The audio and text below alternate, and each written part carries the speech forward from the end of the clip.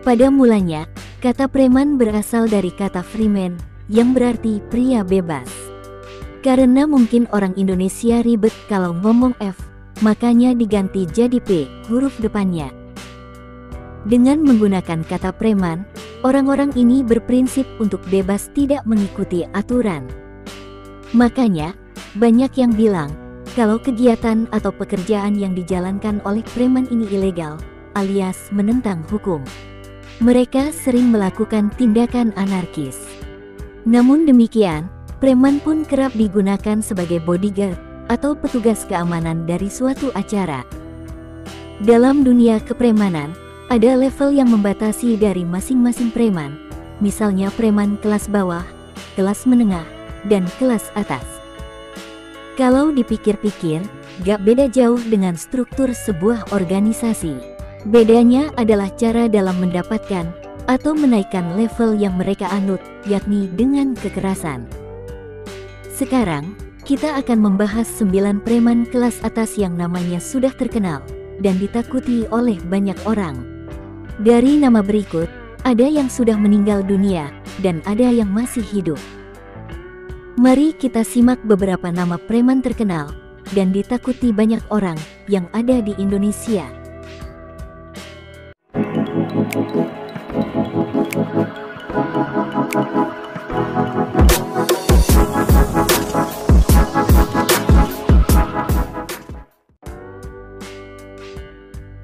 Sahara Oloan Panggabean, atau sering disebut Olo Panggabean. Preman yang satu ini berasal dari Tapanuli, Sumatera Utara. Tidak semua orang bisa ketemu sama Olo, sapaan akrabnya. Cuma orang tertentu yang bisa bertemu dengannya, itu pun harus melewati penjagaan berlapis-lapis. Olo pun tidak suka ketemu sama wartawan, karena dia gak pengen diekspos media. Perawakannya yang biasa aja, membuat kita tidak menyangka kalau dia salah satu preman terkemuka. Bisnis yang dijalankan Olo adalah debt collector dan perjudian. Namun demikian, terdapat kabar burung yang mengatakan bahwa Olo sering membantu orang banyak di Sumatera Utara, mulai dari membiayai pengobatan, biaya pendidikan, hingga modal usaha.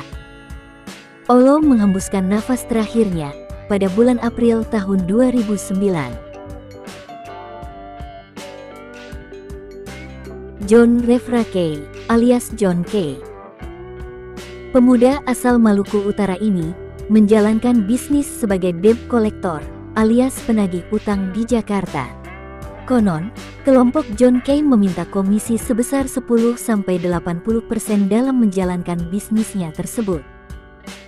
Namanya mencuat setelah Basri Sang Aji, yang tak lain adalah kompetitornya dalam bisnis penagihan utang, tewas terbunuh pada tahun 2004. Selain itu pula, beberapa kasus pembunuhan dan kerusuhan di Jakarta pernah melibatkan nama John Kay.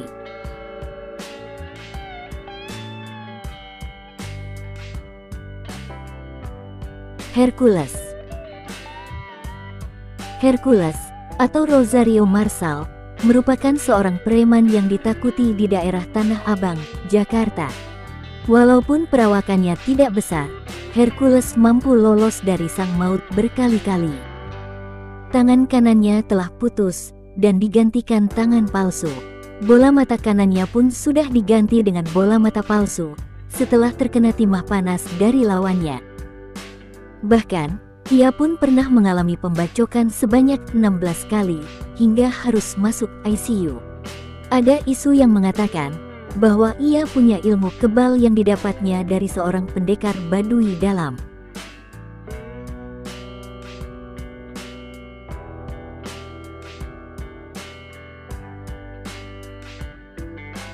Johnny Indo. Nama Johnny Indo mulai meroket ketika ia dengan kelompoknya melakukan aksi perampokan di sebuah bank pada siang hari. Dalam melakukan aksinya, Johnny dan kawan-kawan pantang untuk melukai korban. Namun, akhirnya dia tertangkap oleh polisi karena kecerobohan anggotanya yang menjual barang rampokan sembarangan. Mereka pun dipenjara di Nusa Kambangan. Akan tetapi, hal itu tidak membuat Johnny berhenti. Ia kabur dari Nusa Kambangan bersama 7 kawannya. Karena tidak makan selama berhari-hari, akhirnya ia menyerahkan diri ke polisi. Ketika di penjara untuk kedua kalinya, ia mulai insyaf dan belajar agama.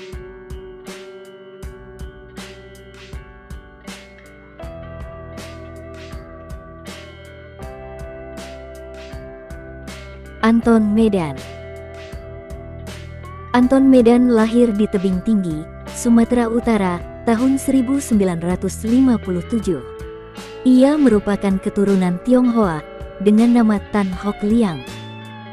Sebelum insyaf, ia merupakan perampok yang ganas dan juga seorang bandar judi. Banyak tuduhan yang datang kepadanya terkait kasus kerusuhan Mei tahun 1998. Sejak 1992, ia berhenti dan masuk agama Islam, kemudian membuat Masjid Jami Tan Hock Liang di daerah Cibinong.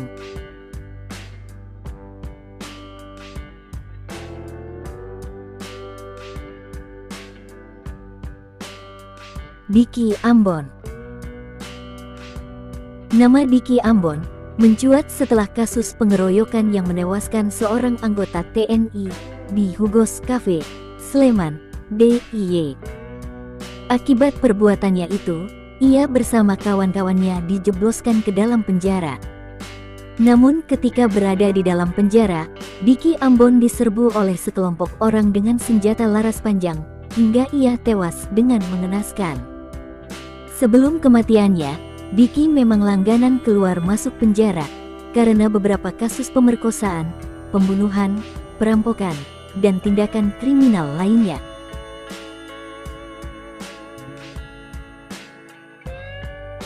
Kusni Kasdur. Kusni adalah perampok yang lihai, karena mampu meloloskan diri dari penjara. Kasus besar yang pernah dilakoninya adalah aksi perampokan 11 permata di Museum Gajah pada tanggal 31 Mei tahun 1961. Pasca perbuatannya tersebut, Kusni berhasil tertangkap dan dijatuhi vonis hukuman mati di Pengadilan Semarang pada 1969.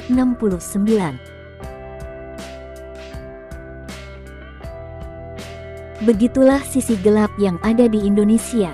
Mau gimana pun, sosok-sosok preman bakalan tetap ada sampai kapanpun. Kenapa bisa begitu? Karena pada dasarnya, manusia punya dua sifat, menghancurkan atau menciptakan. Dan kebetulan, orang-orang yang punya kecenderungan menghancurkan, profesi preman jadi hal yang cocok. Semoga saja preman-preman di masa depan bisa lebih berkurang di negeri ini, dan Indonesia aman sentosa.